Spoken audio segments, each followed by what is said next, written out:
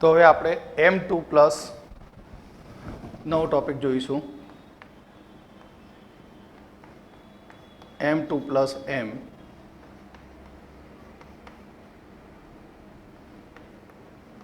પ્રમાણિત પોટેન્શિયલના વલણો.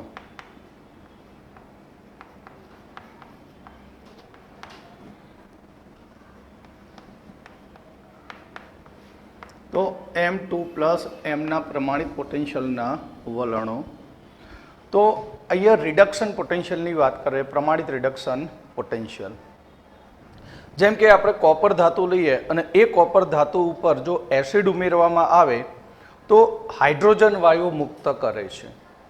કોપર ધાતુ હોય તો એ કોપર ધાતુ ઉપર જો આપણે એસિડ ઉમેરીએ તો કોપર ધાતુ ઉપર એસિડ ઉમેરવાથી Cu2+ H2 ગેસ મુક્ત કરે છે. એટલે કે કોપર ધાતુ જે છે એ પ્રબર ઓક્સિડેશન કરતા એસિડ જેવા કે કોપર ધાતુ પ્રબર ઓક્સિડેશન કરતા જેવા કે નાઇટ્રિક એસિડ અને ગરમ સાંદ્ર સલ્ફ્યુરિક એસિડ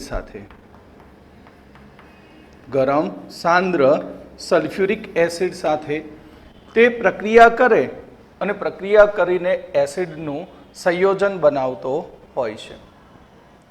તો અહીંયા આપણને Cu+2 માંથી Cu બને તો Cu+2 બને તો તેનો reduction potential E0 reduction potential આપણને પોઝિટિવ મળતો હોય છે.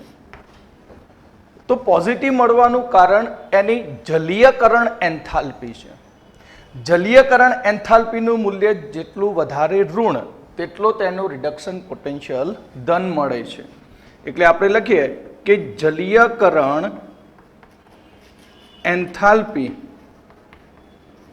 વધુ ઋણ તો તેનો રિડક્શન પોટેન્શિયલ આપણને પોઝિટિવ મળે છે.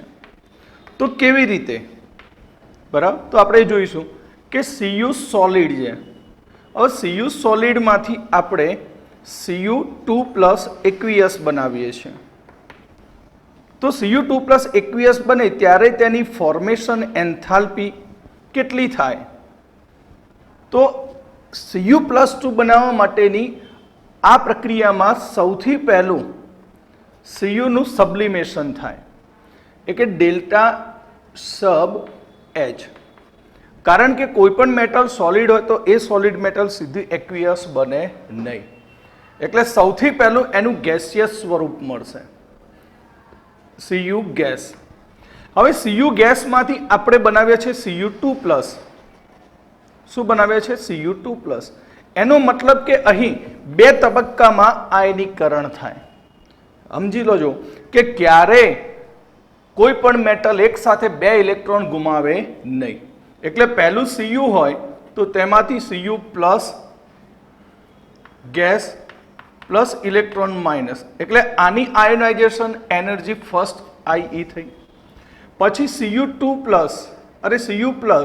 અને એ Cu+ સેકન્ડ સ્ટેજમાં બીજો ઇલેક્ટ્રોન ગુમાવે અને બનશે Cu2+ અને IE2.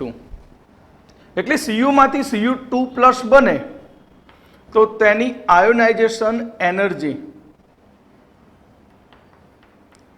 તો એ આયોનાઇઝેશન એનર્જી બે તબક્કાની આયનીકરણ એનર્જીના સરવાળા જેટલી થાય. એટલે અહીંયા આપણને ડેલ્ટા HIE મળશે. હવે આ જે Cu2+ બન્યો એ Cu2+ ની આસપાસ બરાબર ગેસ છે.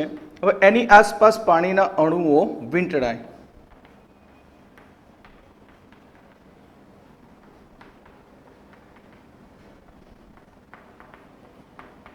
તો ઓક્સિજન નેગેટિવ છે, હાઇડ્રોજન પોઝિટિવ.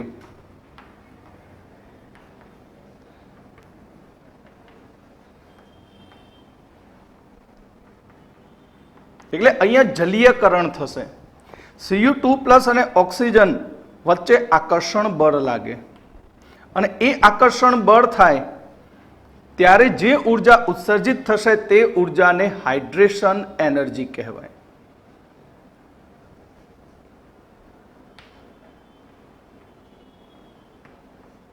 શું કહીશું આને? હાઇડ્રેશન એનર્જી એટલે જલીયકરણ એન્થાલ્પી. અને તમે જાણો છો કે જ્યારે પણ કોઈ આકર્ષણ બળથી બે ઘટક પરમાણુ જોડાય અથવા તો આયન જોડાય ત્યારે ઉર્જા શું થશે? મુક્ત થાય. એટલે જલીયકરણ એન્થાલ્પી ઓલવેઝ નેગેટિવ હોય છે.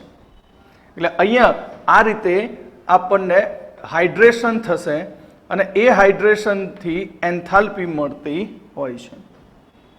પરિણામે ફોર્મેશન એન્થાલ્પી કેટલી થાય? તો ફોર્મેશન એન્થાલ્પી આપણે હેન્સના નિયમનો ઉપયોગ કરીને નક્કી કરી શકીએ. તો હેન્સના નિયમ મુજબ બધી જ એન્થાલ્પીનો સરવાળો, તો sublimation enthalpy plus ionisation enthalpy plus hydration enthalpy. અને જો આ બધી જ એન્થાલ્પી કરતા હાઇડ્રેશન એન્થાલ્પી વધારે હોય તો તે નેગેટિવ મૂલ્ય મળશે અને એ નેગેટિવ મૂલ્ય મળતા રિડક્શન પોટેન્શિયલ આપણને પોઝિટિવ મળશે. રિડક્શન પોટેન્શિયલ કેવો મળશે? પોઝિટિવ. તો તમને એમ થાય કે Zn, Mn અને Ni ના રિડક્શન પોટેન્શિયલના મૂલ્યો એ નેગેટિવ હોય છે. બરાબર, આના મૂલ્યો કેવા છે? નેગેટિવ. એનું કારણ આમની પ્રથમ અને દ્વિતીયક આયોનાઇઝેશન એનર્જીના મૂલ્યો ઘણા ઊંચા હોય છે. માટે ફોર્મેશન એન્થાલ્પી પોઝિટિવ બને અને એ પોઝિટિવ બનવાને લીધે તેનો રિડક્શન પોટેન્શિયલ નેગેટિવ હોય છે. Zn, Mn અને Ni ની પ્રથમ આયનીકરણ એન્થાલ્પી અને સેકન્ડ આયનીકરણ એન્થાલ્પી ના મૂલ્યો ઊંચા હોય છે. અને સેકન્ડ આયોનાઇઝેશન એનર્જી અને ફર્સ્ટ આયોનાઇઝેશન એનર્જીના મૂલ્યો ઊંચા હોય તો ફોર્મેશન એન્થાલ્પી પોઝિટિવ મળે, જેના કારણે આપણને આના રિડક્શન પોટેન્શિયલના મૂલ્યો નેગેટિવ મળતા હોય છે. ક્લિયર?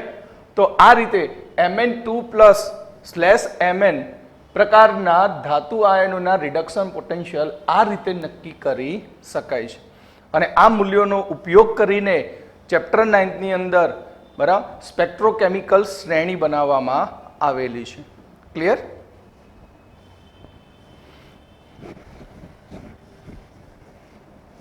તો આગળ આપણે નવો ટોપિક જોઈશું.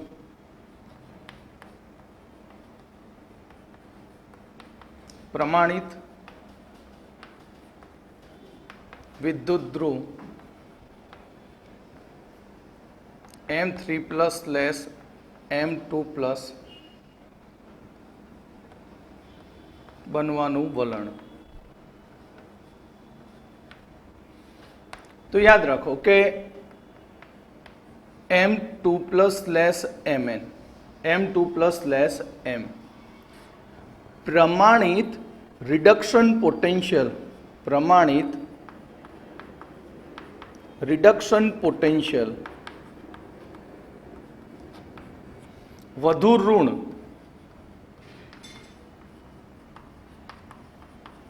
તેટલું M2+ આયન બનવું સરળ છે. M2+ આયન બનવું સરળ છે. એક્ઝામ્પલ તરીકે જોઈએ કે Zn3+/Zn2+. તો Zn+3 કરતાં Zn+2 બનવું સરળ છે, કારણ કે આનો રિડક્શન પોટેન્શિયલ જે છે E0 રિડક્શન પોટેન્શિયલ એ વધુ ઋણ છે અને વધુ ઋણ હોવાને કારણે Zn+2 બનવું સરળ છે. બીજું કે Zn3+ છે, और Zn3+ હોય તો ઇલેક્ટ્રોન રચના શું બને? 3d9. અને Zn2+ હોય તો શું બની જાય? 3d10. તો તમે જાણો છો કે d10 રચના હોય સંપૂર્ણ ભરેલી હોય તો તે વધુ સ્થાયી હોય, અને વધુ સ્થાયી હોય માટે Zn+2 બનવું એ ખૂબ જ સરળ બનતું હોય છે. આ જ પ્રમાણે આપણે સેકન્ડ એક્ઝામ્પલ જોઈએ, Mn3+ Mn2+. તો Mn3+ Mn2+, તો એનો E0 રિડક્શન એ વધુ ઋણ છે, માટે Mn2+ બનવું સરળ છે. કેમ? કારણ કે Mn3+ લખીએ તો એની ઇલેક્ટ્રોન રચના 3d4 થાય અને Mn2+ લખીએ તો ઇલેક્ટ્રોન રચના 3d5, અને 3d5 કેવી રચના થશે? અર્ધપૂર્ણ, માટે તે વધુ સ્થાયી બનતું હોય છે. નંબર 3, Fe3+ Fe2+, તો આનો રિડક્શન પોટેન્શિયલ ઓછો ઋણ છે. કેમ? કારણ કે Mn3+ બનાવવા માટે તૃતીયક આયનીકરણ કરવું પડે અને એ તૃતીયક આયનીકરણ એન્થાલ્પીનું મૂલ્ય ઘણું ઊંચું હોય છે, અને એ ઘણું ઊંચું હોવાને કારણે રિડક્શન પોટેન્શિયલનું મૂલ્ય ઓછું ઋણ થતાં અહીંયા Fe2+ એ વધુ સ્થાયી બનતો હોય છે. એટલે +3 કરતાં +2 એ આપણને વધુ સરળતાથી મળે. એની ઇલેક્ટ્રોન રચના જોઈએ તો 3d5, પણ Fe2+ ની 3d6 અવસ્થા વધુ સ્ટેબલ ગણવામાં આવે છે. આ જ પ્રમાણે નંબર 4, Scandium3+ Scandium2+, તો અહીં આનું રિડક્શન પોટેન્શિયલનું મૂલ્ય પોઝિટિવ છે. કેવું છે? પોઝિટિવ. કેમ? કારણ કે Scandium3+ બને તો તેની કોન્ફિગરેશન આર્ગોન કમ્પ્લેટ 3d0 અને 4s0 બને, એટલે ઉમદા વાયુ જેવી રચના મેળવતો હોય છે, જેના લીધે Scandium2+ બનવું સરળ છે. Scandium2+ બનવું કેવું છે? સરળ છે. ક્લિયર? તો આ રીતે આપણે પ્રમાણિત વિદ્યુત ધ્રુવ M3+ માંથી M2+ બનવાનું વલણ એ તેના રિડક્શન પોટેન્શિયલના મૂલ્ય પરથી નક્કી કરી શકીએ. જેમ રિડક્શન પોટેન્શિયલનું મૂલ્ય વધુ ઋણ હોય તેમ M2+ આયન બનવું સરળ બનતો હોય છે. ક્લિયર?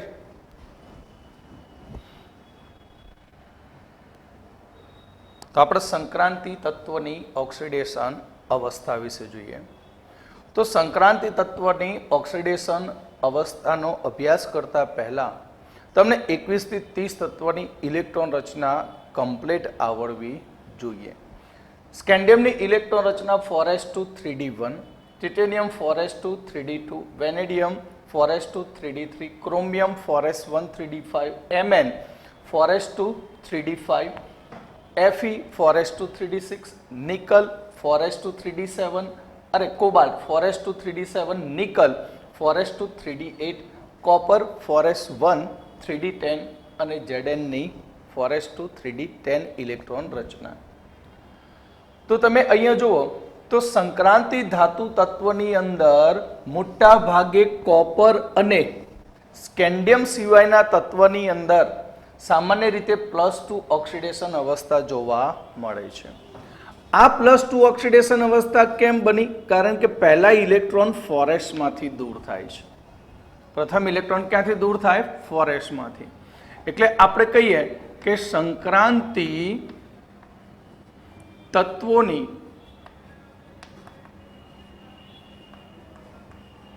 સામાન્ય ઓક્સિડેશન અવસ્થા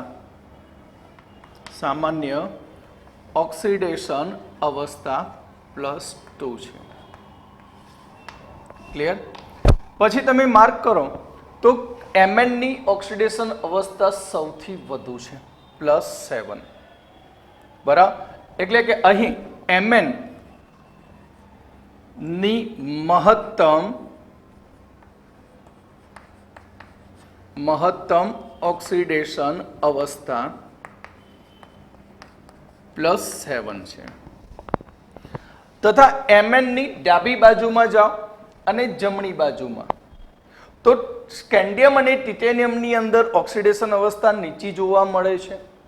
કોપર અને ઝિંકમાં પણ ઓક્સિડેશન અવસ્થા નીચી જોવા મળે છે. આનો મતલબ કે બંને છેડા તરફના જે તત્વો છે એ તત્વોની ઇલેક્ટ્રોન ગુમાવવાની ક્ષમતા ઓછી છે અથવા તેમના ઇલેક્ટ્રોનની ભાગીદારીથી બંધ બનાવવા માટેની ક્ષમતા ઓછી છે. એટલે કે અહીંયા છેડાના જે તત્વો છે એ છેડાના તત્વોની ઇલેક્ટ્રોન ગુમાવવાની અથવા ભાગીદારીથી સહસંયોજક બંધ બનાવવા માટે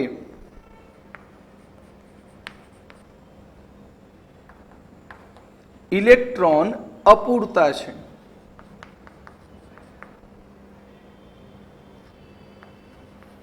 આને લીધે છેડાના તત્વો એ નીચી ઓક્સિડેશન અવસ્થા ધરાવે છે.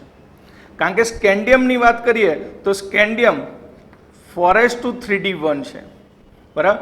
ટાઇટેનિયમ 4s2 3d4 છે. એટલે આની અંદર ઇલેક્ટ્રોન ગુમાવીને ઊંચી ઓક્સિડેશન અવસ્થા મેળવવાની ક્ષમતા ઓછી છે.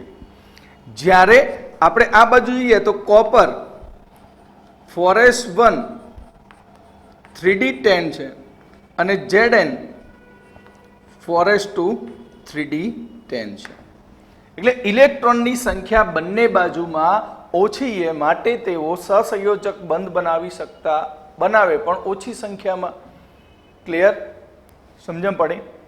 તો આગળ આપણે જોઈએ આમાં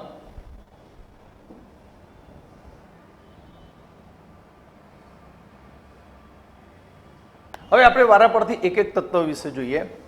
તો આપણે જાણીએ છીએ કે સ્કેન્ડિયમ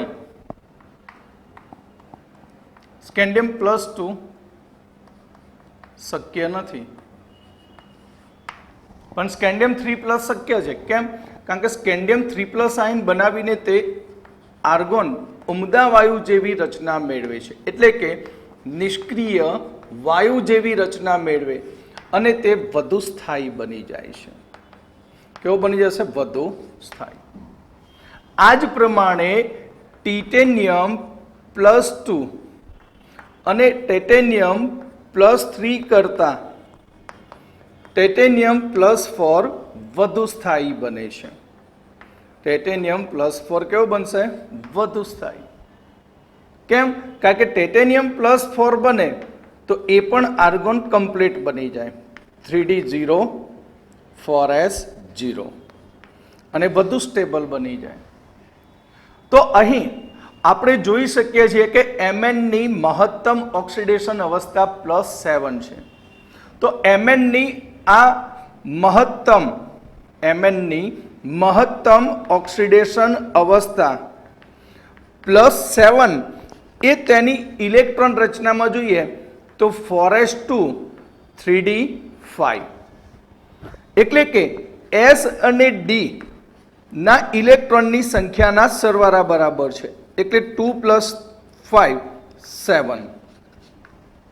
ક્લિયર? તો અહીં ટિટેનિયમની વાત કરીએ તો ટિટેનિયમની મહત્તમ ઓક્સિડેશન અવસ્થા +4.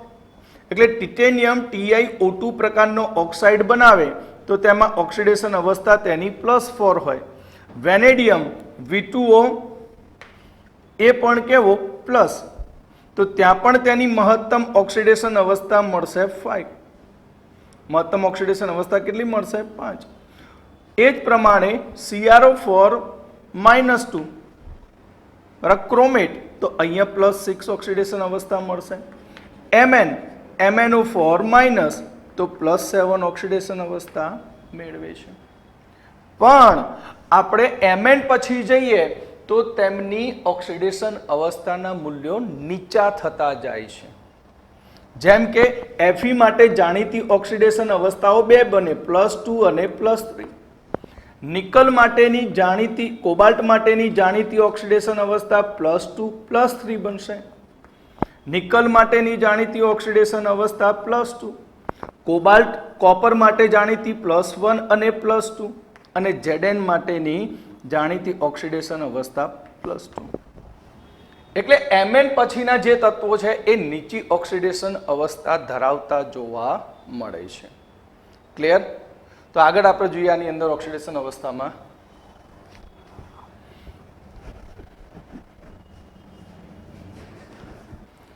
અહીંયા જે સંક્રાંતિ ધાતુ તત્વો જે છે એ સંક્રાંતિ ધાતુ તત્વની ઓક્સિડેશન અવસ્થાઓ એ પરિવર્તનશીલ હોય છે. એનું કારણ કે સંક્રાંતિ ધાતુની ડી કક્ષક એ અપૂર્ણ હોય છે અને એ અપૂર્ણ હોવાને કારણે તેની ઓક્સિડેશન અવસ્થામાં તમે જો એક એકમનો ફેરફાર જોવા મળે છે. કેવો ફેરફાર જોવા મળશે? એક એકમનો. એટલે કે સંક્રાંતિ તત્વોની ઓક્સિડેશન અવસ્થા પરિવર્તનશીલ છે. તો પરિવર્તનશીલ માટે જવાબદાર કોણ? તેની ડી કક્ષક. કારણ કે ડી કક્ષક તેની અપૂર્ણ છે અને આ અપૂર્ણતાને કારણે તે એક એકમ ફેરફાર દર્શાવે છે. કેટલા એકમ? એક એકમનો. જેમ કે ઉદાહરણ તરીકે વેનેડિયમ +2, વેનેડિયમ +3, વેનેડિયમ +4, વેનેડિયમ +5. આ રીતે એક એકમનો શું સૂચવે? ફેરફાર સૂચવે.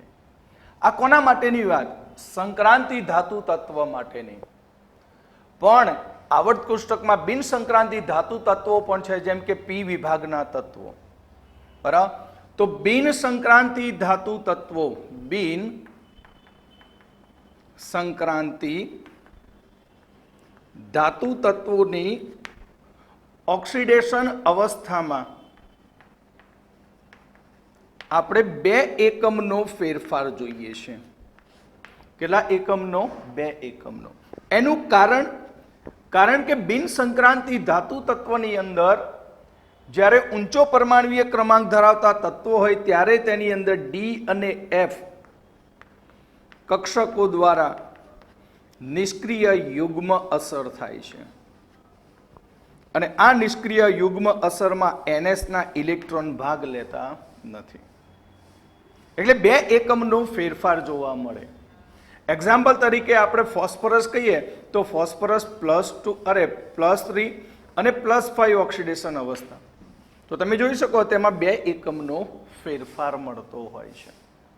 કેટલા એકમનો? 2 એકમનો. ક્લિયર? તો આની અંદર આગળ જોઈએ આપણે.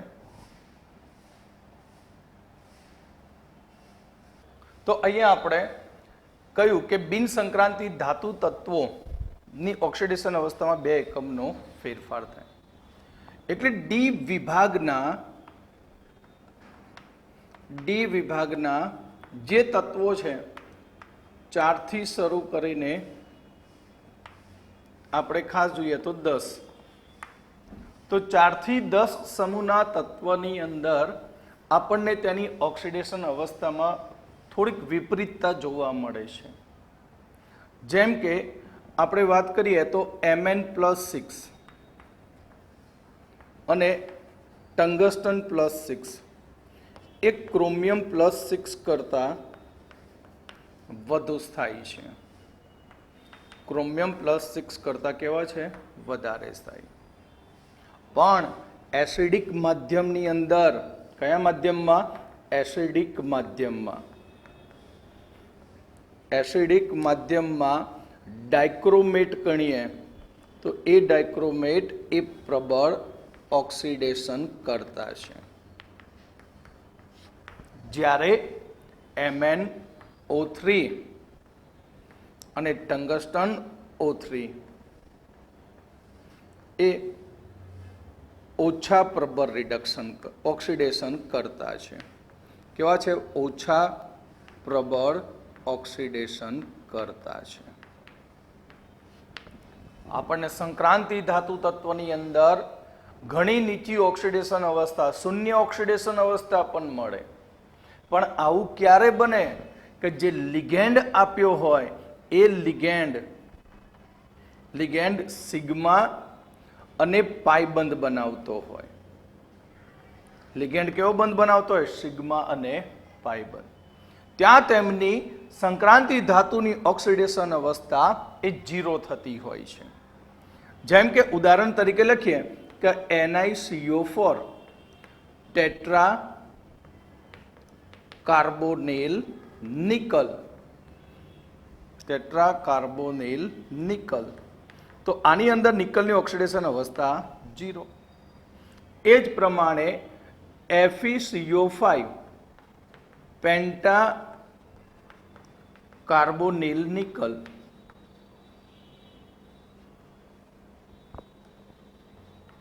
તો ઓક્સિડેશન અવસ્થા 0. હેક્ઝા કાર્બોનિલ ક્રોમિયમ, તો ઓક્સિડેશન અવસ્થા 0. તો આ થઈ સંક્રાંતિ તત્વોની ઓક્સિડેશન અવસ્થાઓ.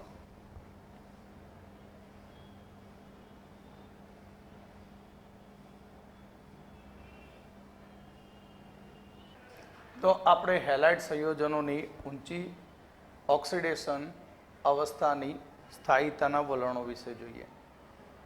તો આપણે સ્કેન્ડિયમની વાત કરીએ તો સ્કેન્ડિયમનો હેલાઇડ બનતો નથી. બાકીના ટિટેનિયમથી સ્ટાર્ટ કરીએ તો ઝિંક સુધીના હેલાઇડ મળતા હોય છે. જેમાં ટિટેનિયમ જે છે એ ટિટેનિયમનો +4 હેલાઇડ બને. ઊંચી ઓક્સિડેશન અવસ્થામાં ટિટેનિયમ કયો બનાવે? TiX4 હેલાઇડ બનાવે. અને જ્યાં X એટલે શું યાદ રાખો કે X એટલે FClBrI, અને જ્યાં X ડેશ આવશે તો FClBr, X ડબલ ડેશ હશે ત્યાં F અને Cl, અને ટ્રિપલ ડેશ આવશે તો ત્યાં હશે ClBr અને I. તો આપણે સ્ટાર્ટ કરીએ સૌથી પહેલું ટિટેનિયમ. તો અહીં ટિટેનિયમ જે ટેટ્રાહેલાઇડ બનાવે છે. ઊંચી ઓક્સિડેશન અવસ્થામાં કયો હેલાઇડ? ટેટ્રાહેલાઇડ TiX4 બનાવે. જ્યારે વેનેડિયમ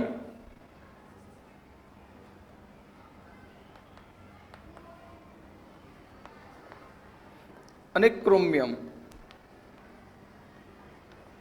જે ઊંચી ઓક્સિડેશન અવસ્થામાં VF5 અને CrF6 બનાવે છે. VF5 અને શું બનાવશે? CrF6. તો વેનેડિયમ અને ક્રોમિયમની આ ઊંચી ઓક્સિડેશન અવસ્થાની અંદર વેનેડિયમ VF5 અને ક્રોમિયમ F6 જે સહસંયોજક વલણ ધરાવતા હેલાઇડ છે. કેવા વલણ? સહસંયોજક બંધ ધરાવતું વલણ અપનાવે. કેમ? કારણ કે અહીં ફઝાન નિયમનો ઉપયોગ થાય છે. અને ફઝાન નિયમ મુજબ અહીં પોલરાઇઝેશન વધારે થાય છે, કારણ કે વેનેડિયમ +5 બને છે જેનું કદ ખૂબ જ નાનું હોય છે. પરિણામે તે Fના ઇલેક્ટ્રોન વાદળને પોતાની તરફ શું કરે? એટ્રેક્ટ કરે. આ ઇલેક્ટ્રોનને પોતાની તરફ આકર્ષે, જેથી ત્યાં પોલરાઇઝેશન થવાને કારણે તેમાં સહસંયોજક વલણ જોવા મળે. આવી ઘટના આપણને કોબાલ્ટ COF6 માં પણ જોવા મળે.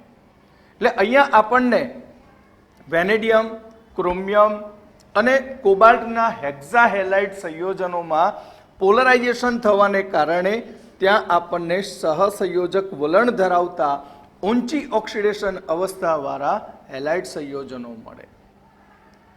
Mn નો આપણે જાણીએ છીએ કે Mn ની +7 ઓક્સિડેશન અવસ્થા મહત્તમ, પણ Mn ની +7 ઓક્સિડેશન અવસ્થાવાળો સાદો હેલાઇડ મળતો નથી. સાદો હેલાઇડ મળતો નથી, પણ MnO3F પ્રકારનો હેલાઇડ બને. કેવો બનશે? MnO3F પ્રકારનો આ રીતે ઓક્સો હેલાઇડ બનાવતો હોય છે. તો હવે આપણે આગળ જોઈએ બીજું આમાં.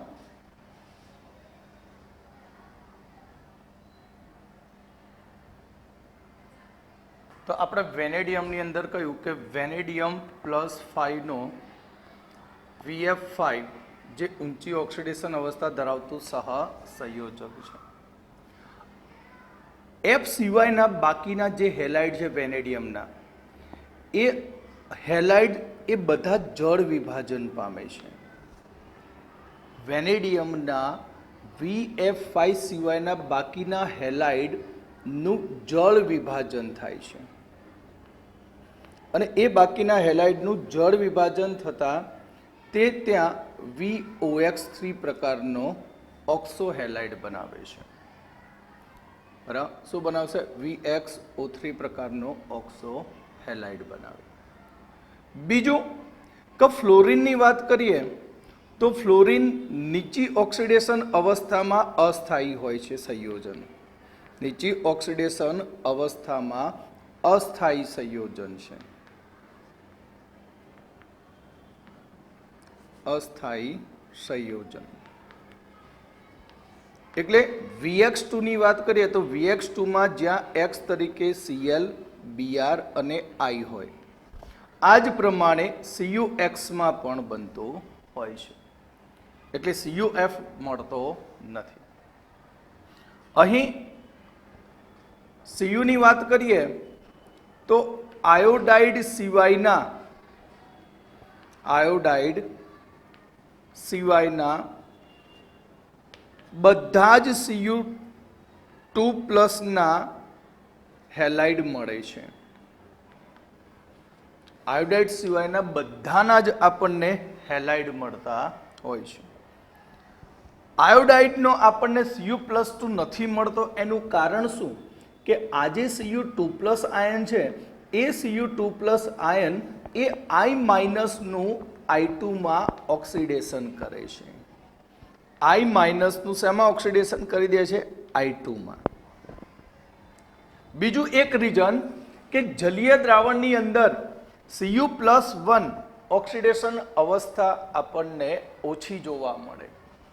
એનું કારણ કે Cu+1 ઓક્સિડેશન અવસ્થા જે છે એ +1 ઓક્સિડેશન અવસ્થાનું જલીય દ્રાવણમાં ડિસ્પ્રપોર્શન થતું હોય છે, એટલે કે તેનું વિષમીકરણ થાય છે. અને આ વિષમીકરણ થવાને કારણે Cu+1 અવસ્થા એ અસ્થાયી માનવામાં આવે છે અને Cu+2 અવસ્થા કેવી માનવામાં આવશે? વધુ સ્થાયી મનાય છે. માટે આપણને કોપરના Cu+2 ઓક્સિડેશન અવસ્થા ધરાવતા હેલાઇડ સંયોજનો વધુ જોવા મળે. એનું બીજું કારણ પણ મેં શીખવાડી દીધું કે Cu+2 જે છે એ Cu+2 નું જલીયકરણ એન્થાલ્પી વધુ છે. જલીયકરણ એન્થાલ્પી વધુ છે. એ પણ કેવી? ઋણ છે. કોના કરતા? Cu+1 કરતા. Cu+1 કરતા Cu+2 ની જલીયકરણ એન્થાલ્પીનું મૂલ્ય વધુ છે, જે તેની દ્વિતીયકાયનીકરણ એન્થાલ્પીની ઉર્જાની જે ઉણપ છે એ ઉણપને તે પૂરી કરે છે. આપણે બીજી વાત કરીએ તો Mn પછીના આપણે જોઈએ તો ટ્રાયહેલાઇડ બહુ જ ઓછા પ્રમાણમાં મળે છે. ટ્રાયહેલાઇડ જોઈએ તો સિવાય કે Fe અને કોબાલ્ટ COF3 નો જ ટ્રાયહેલાઇડ મળે, પાછળના કોઈના ટ્રાયહેલાઇડ મળતા નથી. ટ્રાયહેલાઇડ કોના મળે? Fe અને CO ના. ક્લિયર? તો વિદ્યાર્થી મિત્રો, તમારે આ હેલાઇડની ઓક્સિડેશન અવસ્થાને બધું યાદ રાખવું હોય તો તમારે કોષ્ટક યાદ રાખવો પડે. કોષ્ટક ઉપરથી તમે એનો આન્સર સમજી શકો. ડાયરેક્ટ તમે આને થિયરી પ્રમાણે ગોખવા જાઓ તો પ્રોબ્લેમ થશે. ઓકે?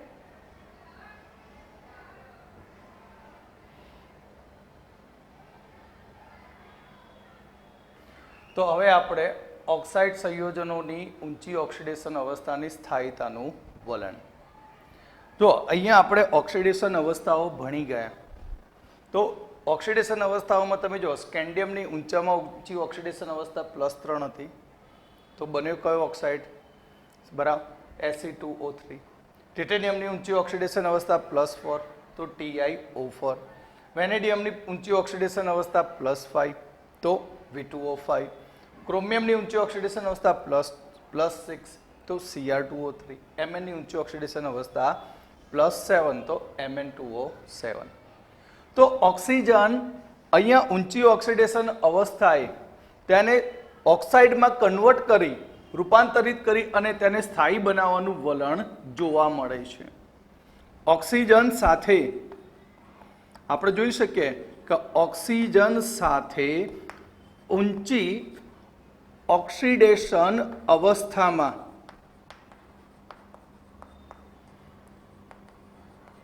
સ્થાયીતાનું વલણ ઓક્સાઇડમાં જોવા મળે છે.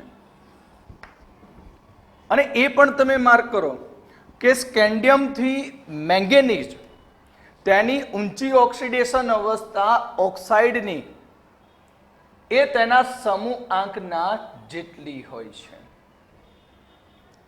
સમૂહાંક મતલબ કે તેમાં રહેલા સંયોજકતા ઇલેક્ટ્રોનની સંખ્યાને સમાન હોય. એટલે કે અહીં સ્કેન્ડિયમથી બરાબર Sc2O3 થી Mn2O7 માં આપણે જોઈએ છીએ કે તેનો ઓક્સિડેશન આંક ધાતુનો એ તેના સમૂહાંકને સમાન હોય છે. સમૂહાંકને કેવો છે? સમાન છે, ઇઝ ઇક્વલ ટુ છે. ત્યાર પછી સમૂહ 7 પછી જોઈએ તો આપણને ઊંચી ઓક્સિડેશન અવસ્થાવાળા ઓક્સાઇડમાં Mn નો Fe નો જોવા મળે. બરાબર. તો સમૂહ 7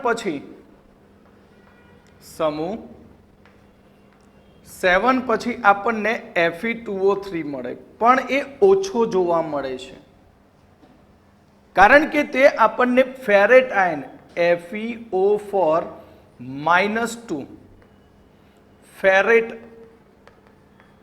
4 ની અંદરથી મળતો હોય છે. એટલે આ ફેરેટ આયનના વિઘટનથી ત્યાં Fe2O3 અને O2 મુક્ત થાય છે. Fe2O3 અને શું મુક્ત થાય? O2 મુક્ત થતો હોય છે.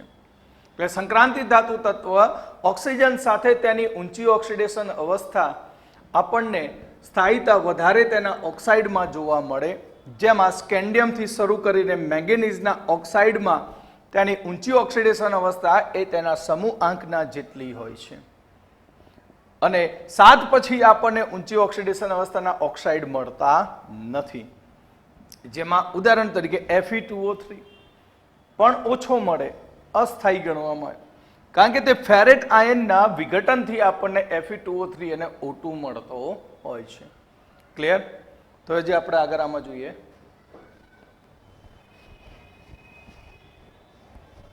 તો અહીંયા આપણને જે ઓક્સાઇડ મળે એ ઓક્સાઇડની અંદર કેટલાક એવા ઓક્સો સંયોજનો છે, ઓક્સાઇડ સંયોજનો કે જે ઓક્સોકેટાઇન સ્વરૂપે મળતા હોય છે, જેમાં વેનેડિયમ અને ટિટેનિયમના આપણને ઓક્સોકેટાઇન મળતા હોય છે.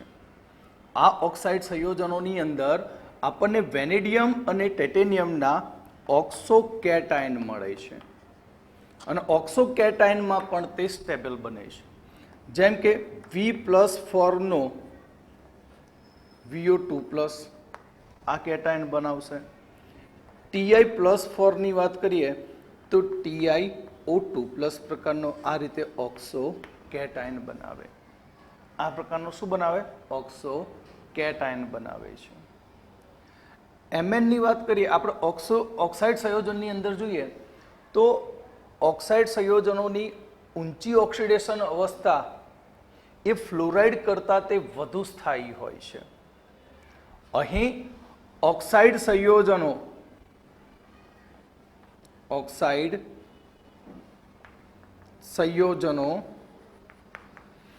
ઊંચી ઓક્સિડેશન અવસ્થામાં ફ્લોરિન કરતાં વધુ સ્થાયી હોય છે. ફ્લોરિન કરતાં કેવું હોય? વધુ સ્થાયી. માટે Mn નું આપણે આ FeF4 જ મળે. Mn F4 જ મળશે ફ્લોરાઇડ, જ્યારે ઓક્સાઇડની અંદર Mn2O7 બનતું હોય છે. સૌથી મોટો બેનિફિટ એ કે ઓક્સિજન એ બહુબંધ બનાવે છે. ફ્લોરિન સિંગલ બંધ બનાવે, જ્યારે અહીં ઓક્સિજન બહુબંધ બનાવે. જેમ કે MnO4- ની વાત કરીએ તો 2 Mn છે, બરાબર. તો આ 2 Mn છે, તો આ 2 Mn ની અંદર અહીંયા 3 ઓક્સિજન આ રીતે બહુબંધથી જોડાય.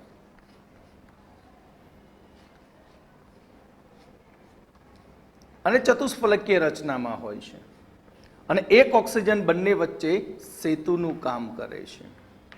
કઈ રચના હશે આર્ય? સમ ચતુષ્ફલકીય. ક્લિયર? આ જ પ્રમાણે આપણે જોઈએ વધારાનું અહીંયા તો vanadium +5, vanadium +6, Mn +5, Mn +6, Mn +7. તો આ જે છે ઓક્સાઇડ જે બને એ બધા જ એ Mn અરે MO4N+ પ્રકારના હોય, જે બધા ચતુષ્ફલકીય હોય છે. જે બધા કેવા બનશે ઓક્સાઇડ? સમચતુષ્ફલકીય ઓક્સાઇડ બનતા હોય છે. કેવા પ્રકારના બનાવશે? MO4N+ પ્રકારના ઓક્સાઇડ બનાવે. ક્લિયર? તો આની અંદર થોડીક ટોપિક રહી જાય, જોઈએ આપણે.